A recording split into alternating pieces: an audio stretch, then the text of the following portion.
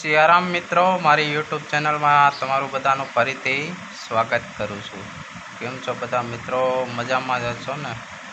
તો સવારનો સમય છે મિત્રો, 8 વાગ્યા છે। ગુડ મોર્નિંગ અને વેરી નાઇસ ડે।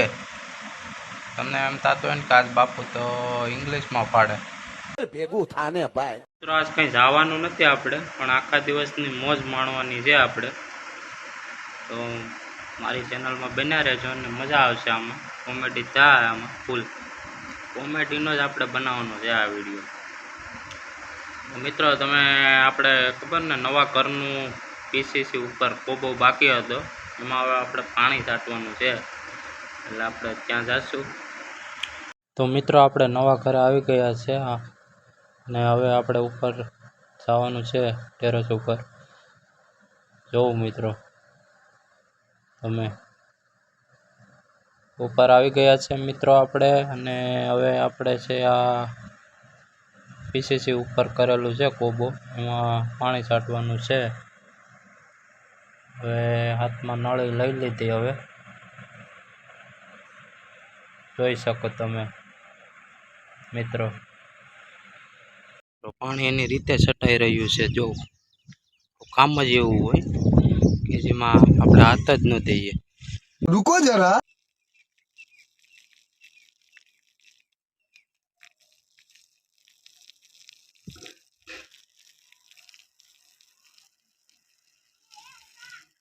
ફાઇનલી આપણે પાણી છાંટી દીધું અને મેં મોઢું ધોઈ નાખ્યું।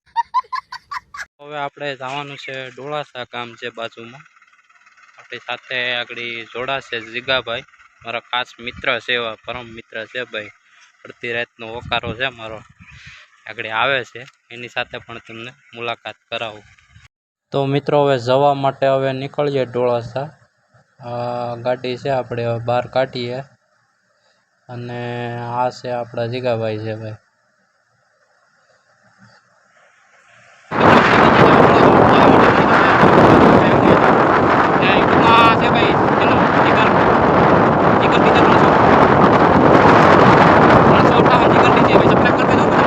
અમે નીકળી ગયા છે ડોળાસા જવા માટે।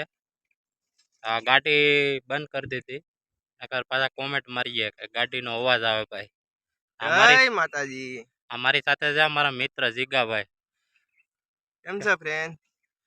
ખેતરના વીઘા વેચી નાખે, ઈ છે મારો ભાઈ જીગુ। शर्म है कुछ?